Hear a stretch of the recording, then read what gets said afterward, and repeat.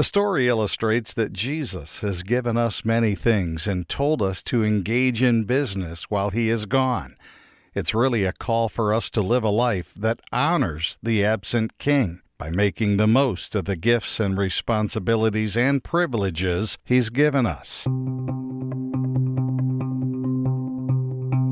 Welcome to the Parable Podcast. Thanks for joining Family Life on-air host Randy Snavely as he digs into the story lessons taught by the world's greatest teacher, Jesus. In this episode, it's part 1 of Will You Be Fired? The parable of the 10 minas, taken from Luke chapter 19, verses 11 to 27.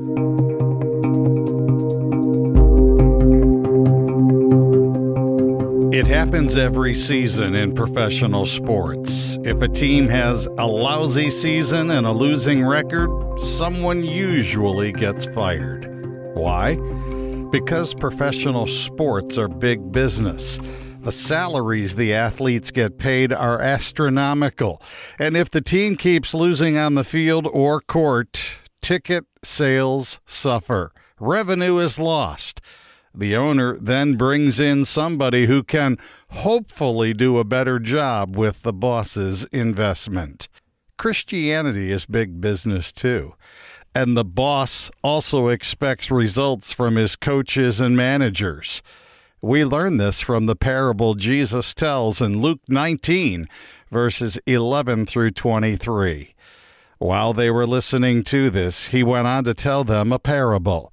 Because he was near Jerusalem, and the people thought the kingdom of God was going to appear at once. He said, "A man of noble birth went to a distant country to have himself appointed king, and then to return. So he called 10 of his servants and gave them 10 minas. 'Put this money to work,' he said, 'until I come back.' But his subjects hated him and sent a delegation after him to say, 'We don't want this man to be our king.' He was made king, however, and returned home. Then he sent for the servants to whom he had given the money in order to find out what they had gained from it. The first one came and said, 'Sir, your mina has earned 10 more.' 'Well done, my good servant,' his master replied. 'Because you have been trustworthy in a very small matter, take charge of 10 cities.' The second came and said, 'Sir, your mina has earned 5 more.' His master answered, 'You take charge of 5 cities.' Then another servant came and said, 'Sir, here is your mina. I have kept it laid away in a piece of cloth. I was afraid of you, because you are a hard man. You take out what you did not put in, and reap what you did not sow.'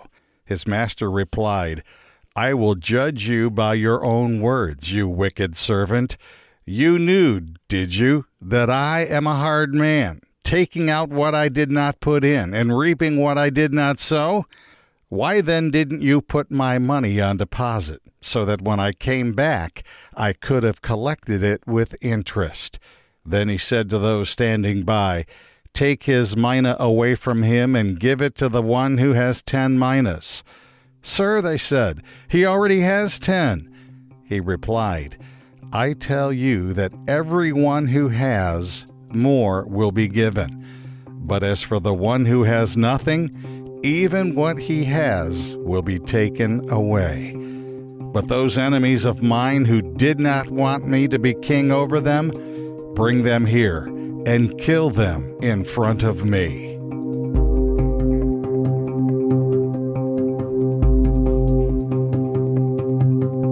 You are listening to part 1 of the Parable Podcast on Family Life.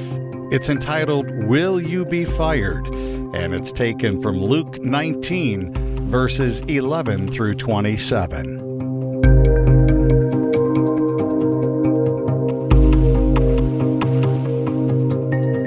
We have mentioned before how Jesus tells stories to his audience that they are very relatable to. And this parable is a prime example of that. Caesar was the ultimate king of the Roman Empire, but that empire covered many lands and provinces besides Rome. So the various lands that Rome occupied were allowed to practice and live by their customs. In those provinces, Rome allowed lesser kings and rulers to rule. Israel was one such place. However, the kings that ruled over Israel were neither Jews or Romans. The rulers were Idumeans, and they were of a family called Herods. The historian Josephus tells us that the first Herod, who called himself Herod the Great, negotiated with Mark Antony and received the right to rule under Caesar in Israel. When Herod the Great died, one of his sons, Archelaus, began ruling over Judea.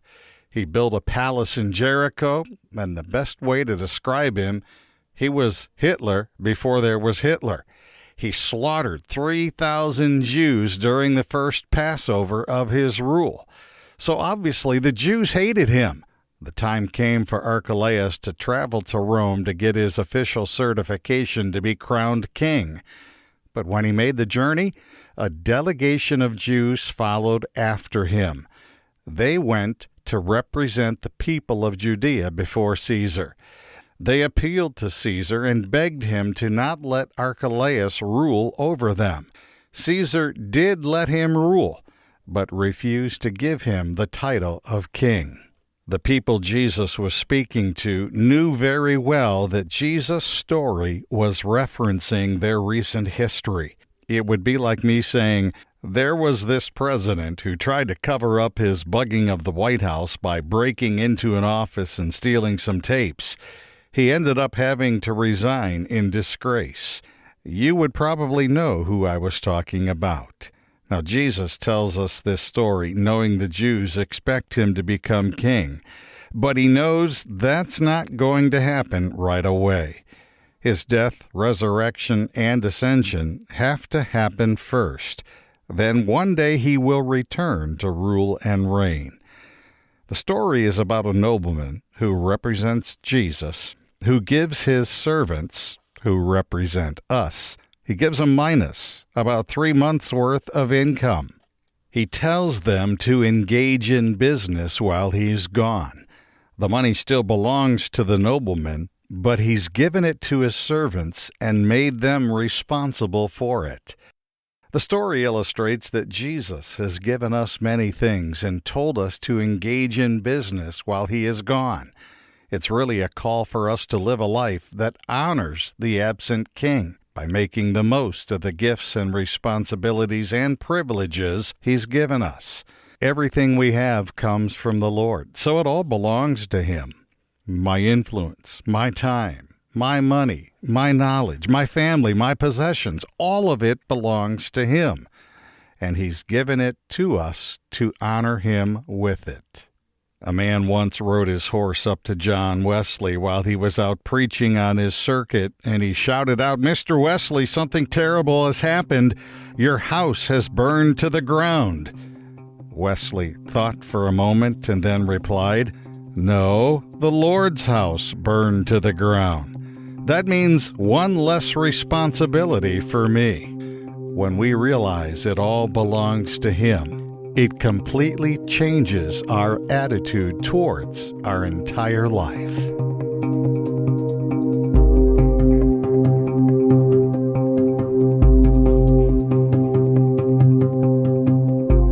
This has been the Parable Podcast with Randy Snavely. Click the subscribe button so you'll know when new episodes are released. And be sure to check out Family Life's other original podcasts, including If That Makes Sense, Business by the Book, and Rise Up with Steve, Therese, and Tim. Family Life is a listener-supported ministry. Your partnership makes podcasts like this possible. Find out more at familylife.org.